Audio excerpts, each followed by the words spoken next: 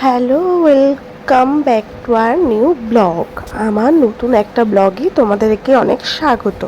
তো সকালবেলা ছেলে মেয়েকে রেডি করেছি স্কুলে যাওয়ার জন্য। ঘরটার মধ্যে একটু অন্ধকার অন্ধকার লাগছে ঠিকই, সকালবেলায় ঘরের এখনও জানলা দরজা খোলা হয়নি, তাদের একটু অন্ধকার অন্ধকার লাগছিল। তো যথারীতি ওদেরকে স্কুলে নিয়ে এসেছি, কারণ আমাকে গোডাউনে যেতে হবে। তো আজকে যখন স্কুলের জন্য এনেছি, দেখে মনে হলো আমরাই অনেক আগে চলে এসেছি স্কুল টাইমের আগে। তার জন্য আমি আর ছেড়ে যেতে পারলাম না, যথারীতি দাঁড়িয়ে আছি যতক্ষণ না ছেলেটা বড় আছে ওর কোনো সমস্যা নেই, কিন্তু মেয়েটা একটু ছোট, ওকে যতক্ষণ না স্কুল রুমের মধ্যে নিয়ে যায় ততক্ষণ আমি একটু দাঁড়িয়ে থাকি। তো ওখান থেকে ওকে দিয়ে আমি আবার গোডাউনে চলে এসেছি রোজকার মতো। তো এসে দরজা খুলেই এই মহাপণ্ডিতকে দেখতে পেলাম যে বসে আছে দিব্যি, কিন্তু আমাকে দেখে একটুও ভয় পাচ্ছে না। আমি যথারীতি করছি, কিন্তু পরে আমার ভ্যানালাদেরকে দেখে যথারীতি সে পালিয়েছে। তো এসে মালপত্র দিয়ে ঠিয়ে আমি কমপ্লিট তো করেই নিয়েছি। যাওয়ার পথে ছেলে মেয়েকে স্কুল থেকেও নিয়ে গেছি। এটা ভেবো না যে আমি বিকালে শ্যুট দেখাচ্ছি বলে ছেলে মেয়েকে আনিনি, এনে যথারীতি খাওয়া দাওয়া করে রেস্ট করে নিয়েছি। তো বিকালে গোডাউনের উদ্দেশ্যে যাব। তো বেরিয়ে দেখি গাড়িতে তেল কম আছে, তো ভাবলাম যে গোডাউনে যাওয়ার আগে পাম্প থেকে একটু তেল ভরে নিয়ে আসি। তো পাম্পের উদ্দেশ্যে রওনা দিয়েছি আগে, কারণ পরের দিন আমার সকালে স্কুল যেতে হবে। যদি তেল না থাকে তাহলে হয়তো স্কুলে নিয়ে যেতে পারবো না, তার জন্য আগে পাম্পের উদ্দেশ্যেই রওনা করলাম।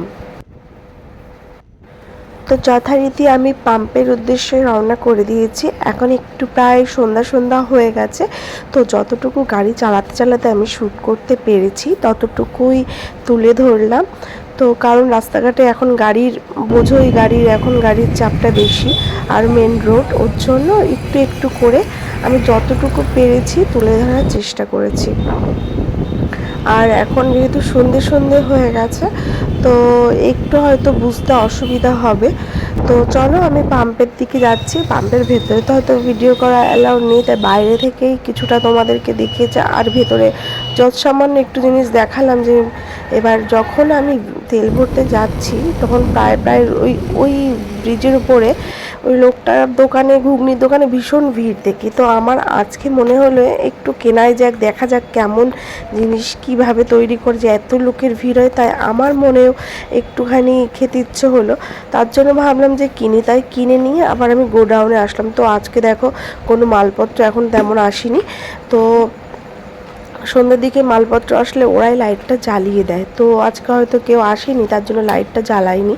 তো আমি বাইরে থেকে লাইটটা জ্বালিয়ে দিলাম। তো এখন চলো গোডাউনটা খুলি। সকালে বন্ধ করে গেছিলাম আমি। তো যথারীতি গোডাউনটা খুলবো, চাবি দিয়ে গাড়ির থেকে চাবিটা বার করে নিলাম, কারণ গাড়ি আসবে। আমি প্রতিদিনই সন্ধ্যাবেলায় আসি। সন্ধ্যাবেলা কি এখন 6:30 পৌনে 7টার দিকে আসা হয়। তো গোডাউন খুলে আগে সন্ধে টন্ধে দিয়ে নিই, জল ঢল দিয়ে সন্ধে টন্ধে দিয়ে ঠিয়ে নিয়ে তারপরে তোমাদের সাথে আমি ওই ঘুগনির রিভিউটা দেবো, যে কেমন কি বৃত্তান্ত, যে সবাই এত ভিড়, এত লোকটার দোকানে এত ভিড় হয়। আমার দেখি প্রায় প্রায়, কিন্তু কখনো কিনি না, কিন্তু আজকে মনে হলো যে কিনি, একটুখানি খেয়েই দেখা যাক না কেমন হয়, তার জন্য কিনলাম। তো চলো প্যাকেটটা এখন খোলা যাক। প্যাকেটটা এইভাবে আমাকে ফেল কাগজে দিয়েছে, যেহেতু আমি প্যাক করে এনেছি। তো খুলেই দেখি এখন বেশ গরম ঘুগনিটা। তো মাটনের চর্বি দিয়ে হয়তো ঘুগনিটা করে, আমার ঠিক জানা নেই, শুনেছি, তবে তার জন্য আজকে কিনলাম। তো চলো খুলে দেখা যাক। দেখাচ্ছে তো সুন্দর কালারটা, হ্যাঁ মাটনের চর্বিও আছে দেখাই যাচ্ছে। তো খেয়ে দেখা যাক যে কতটা কি সুন্দর। গরম আছে বেশ, ফুয়েল কাগজে যেহেতু দিয়েছে, গরম আছে বেশ।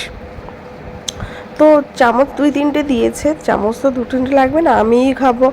তো খেয়ে দেখা যাক। তো আমি খেয়েছি যতটুকু হচ্ছে, মানে টেস্ট ততটুকুই নর্মাল বাড়ির মতন, কিন্তু একটু টেস্ট হয় যেহেতু মাটনের চর্বি দেয় বলে। বেশ ভালোই লাগলো, আমার কাছে অতটাও ভালো লাগেনি, কিন্তু ভালো লেগেছে, অনেক সুস্বাদু। আজকের মতন ব্লগটা এখানেই শেষ করছি। Good night.